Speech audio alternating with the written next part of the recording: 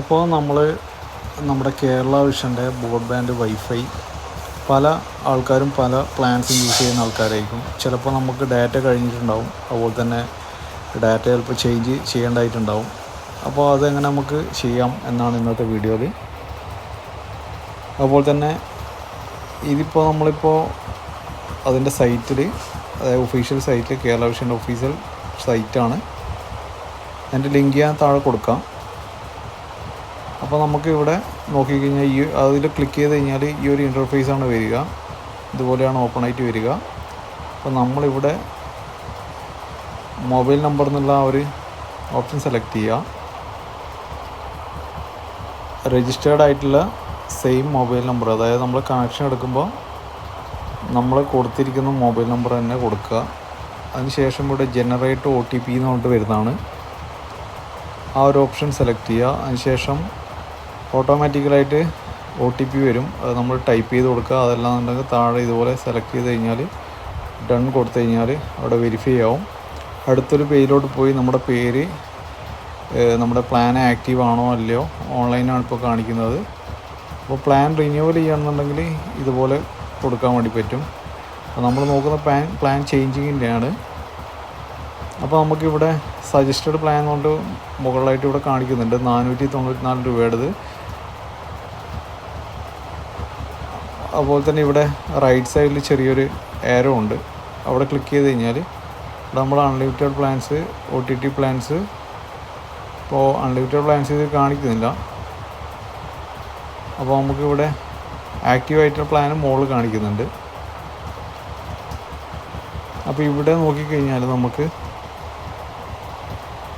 Plans, അതായത് 529 പ്ലാനാണെങ്കിൽ 50 Mbps ആണ് വരിക. 5 TB വരും.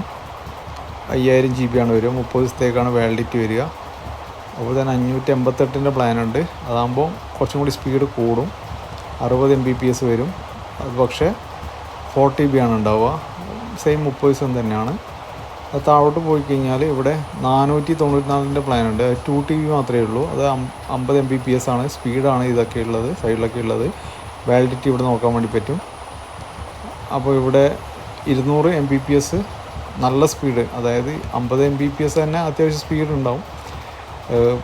അതുപോലെ തന്നെ ഈ ഡൗൺലോഡിങ് സ്പീഡും അതുപോലെ തന്നെ ബ്രൗസിങ് സ്പീഡും ഒക്കെ കൂടാൻ വേണ്ടിയിട്ട് നമുക്ക് 200 Mbps ഒക്കെ എടുക്കാം. നിങ്ങളുടെ ആവശ്യത്തിന് അനുസരിച്ചിട്ടാണ് നിങ്ങൾക്ക് യൂസ് ചെയ്യാൻ പറ്റുക. അപ്പോൾ 300 Mbps ഒക്കെ ഉണ്ട്. അതിനൊക്കെ റേറ്റ് 1768 വരുന്നുണ്ട്.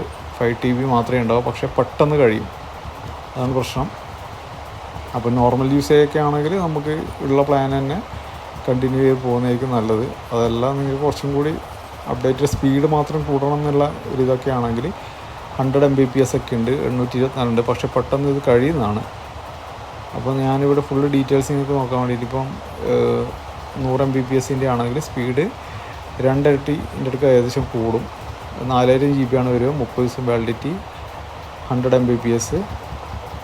അത് ഇൻക്ലൂഡിങ് ടാക്സ് അടക്കം 825 രൂപയുടെ അടുത്ത് വരുന്നുണ്ട്. അപ്പോൾ ഇതിൽ നമുക്ക് ഇഷ്ടമുള്ള പ്ലാൻ സെലക്ട് ചെയ്യാം. അപ്പോൾ ഓൾറെഡി ഉള്ള പ്ലാന് നോക്കുക. അതൊക്കെ നിങ്ങൾക്ക് മതിയുണ്ടെങ്കിൽ അത് തന്നെ ചെയ്യാം. അതല്ല പ്ലാൻ മാറ്റണം എന്നുണ്ടെങ്കിൽ ഇവിടെ നമുക്ക് സെലക്ട് ചെയ്യാം. ഇഷ്ടംപോലെ പ്ലാൻസ് അവൈലബിൾ ആണ്. ലെഫ്റ്റ് സൈഡിലായിട്ട് ഡാറ്റ 5 TB എന്ന് കാണിക്കുന്നത് 5000 GB ആയിരിക്കും. 30 ദിവസത്തേക്കായിരിക്കും. Mbps എന്നുള്ളത് അതിൻ്റെ സ്പീഡായിരിക്കും. ഇവിടെ നോർമലായിട്ടുള്ളതൊക്കെ ഒരു 50-60 നോർമലായിട്ട് നമുക്ക് യൂസ് ചെയ്യാം. സ്പീഡ് ടോപ്പിൽ കൂടിയതൊക്കെ ഉണ്ട്. 8 TB ഒക്കെ ഉണ്ട്. 2900 സംതിങ് ആണ് വരുന്നത്. 500 Mbps ആണ്. അതൊക്കെ ജസ്റ്റ് തുറന്ന സമയത്ത് തന്നെ ഡൗൺലോഡായിട്ട് വരും. അതായിരിക്കും അതിൻ്റെ പ്രത്യേകത. ഇപ്പോൾ നോർമലിപ്പം 60 Mbps ആണെങ്കിൽ പോലും നല്ല സ്പീഡ് തന്നെ ആയിരിക്കും. ഇതിൽ നമുക്കിപ്പോൾ 420 ദിവസത്തേക്കൊക്കെ ചെയ്യാൻ വേണ്ടി പറ്റും. വാലിഡിറ്റി 1 ഇയർ വാലിഡിറ്റി വരുന്ന 7065 ആണ്. 120 Mbps ആണ്. 4 TB മാത്രമാണ് ഉണ്ടാവുക.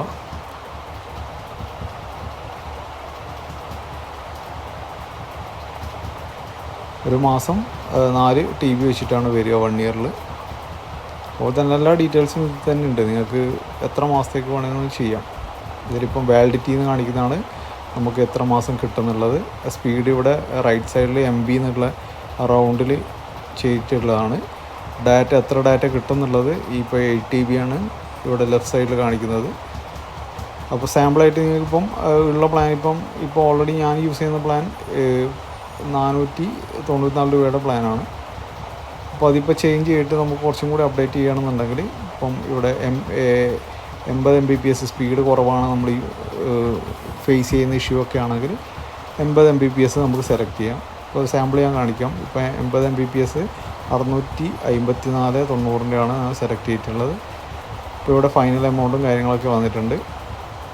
155 രൂപയുടെ അടുത്ത് വരുന്നുണ്ട്. വാലിഡിറ്റി ഇതൊക്കെ വന്നിട്ടുണ്ട്. ഇവിടെ ഓട്ടോമാറ്റിക് പേയ്മെൻറ്റ് ഇതിൻ്റെ അവിടെ അതിൻ്റെ സെലക്ട് ചെയ്യാനുള്ളത് ഓട്ടോമാറ്റിക് തന്നെ വന്നിട്ടുണ്ട്.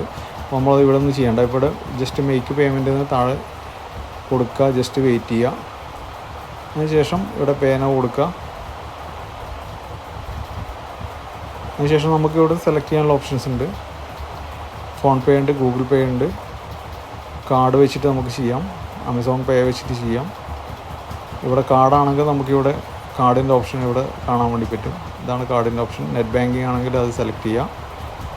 നെറ്റ് ബാങ്കിങ് ആരെങ്കിലും കാർഡൊക്കെ ആണെങ്കിൽ കാർഡിൻ്റെ ബാക്കിലെ നമ്പറും കാർഡിൻ്റെ ഫുൾ നമ്പർ, അതുപോലെ തന്നെ പിന്നെ ഡേറ്റ്, കാര്യങ്ങൾ, പാസ്വേഡൊക്കെ കൊടുത്താൽ മാത്രമേ കിട്ടൂ. ഈസി ആയിട്ട് നമുക്ക് ഗൂഗിൾ പേ വെച്ച് ചെയ്യാം. അപ്പോൾ ഗൂഗിൾ പേ ഞാൻ സെലക്ട് ചെയ്തിട്ടുണ്ട്, അല്ലാണ്ട് ഫോൺ പേ.